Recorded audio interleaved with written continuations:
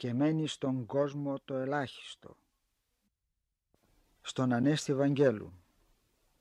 Και μένει στον κόσμο το ελάχιστο, αυτό που δρώντας πάλι φορτίζει τις ψυχές. Ανακυκλώνεται, φουσκώνει το άσπρο φως.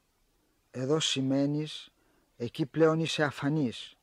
Αμετάκλητα όνειρα αποτρόπαια σφραγίζουν. Πώς να υπερβείς το σώμα σου με λέξεις, λίγο το φως, βαθύ σκοτάδι. Και περιστρέφει ο έρωτας τις ψυχές, τις χαράζει. Δεν μιλιέται, σιωπά και μας καταδικάζει. Ενώ το είδωλο στον καθρέφτη είναι ένας άλλος.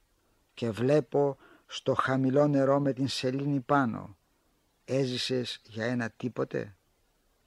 Πολλούς βρήκαν στη γύρα τα δρεπάνια, προτού δοθεί απάντηση, όχι για αυτά τα συντελεσμένα, αλλά για εκείνα τα άλλα που δεν έγιναν. Κι όλα βουλιάξαν στο αίμα.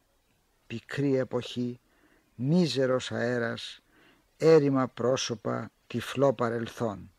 Και το παρόν πιο θλιβερό και από την σελήνη, περισσότερο μάταιο και από τον θάνατο.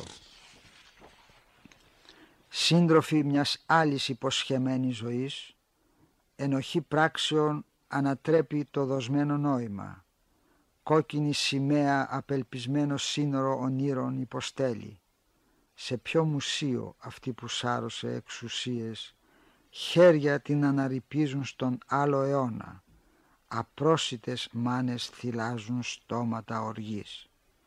Θάλασσες και βράχοι, μνήμες προσωπικής χαράς, θάλασσες τώρα βούρκι φιλτραρισμένα υπερκέρδη και φέγγει βαλσαμωμένος ήλιος δειλινού.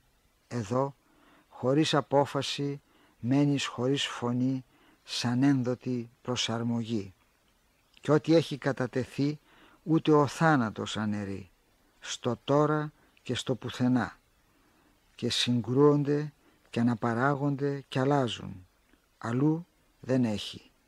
Τέλος μένει στον κόσμο το ελάχιστο, αυτό που δρώντας φορτίζει τις ψυχές.